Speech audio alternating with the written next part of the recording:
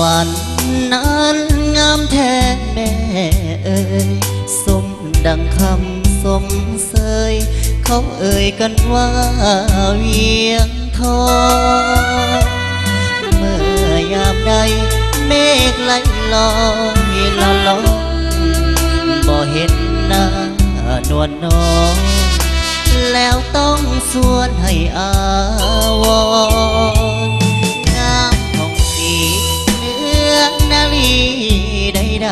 ๆสร้างผลบุญปางใดเสิร์ฟส่งให้เจ้างามงอนเด่นเพียงใดห้องหัวใจเจ้าว่าบ่พอผ่านผู้สอนยามนอนแสนเศร้าโศกสันนวลน้องเวียงสวรรค์คนดีเจ้าเป็นเทพีขวัญเมืองแห่งนี้มานานเนื้อนวลขาวของซอกห่วงแก้มเบ่งบานงามยิ่งได้บ่ปานยิ้มหวานละลื่น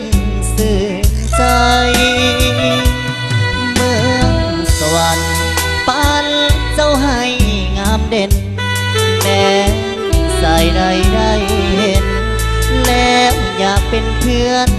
ดวงใจวาสนาจงน้อมนำมาเคียงไกลสมดังดวงใจไฟฝันหักนางแน่นอน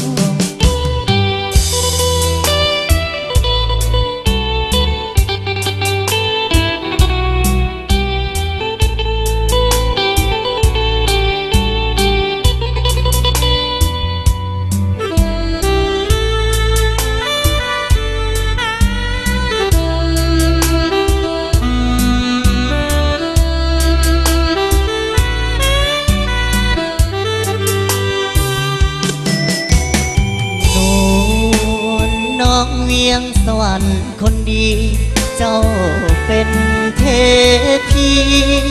ขวัญเมืองแห่งนี้มานานเนื้อนวลขาวของซอกห่วงแก้มเบ่งบานงามยิ่งได้บ่ปานยิ้มหวานละลื่นสื่นใจเมืองสวรรค์ปานเจ้าให้งามเด่นแม้สายใดได้เห็นแล้วอยากเป็นเพื่อนดวงใจ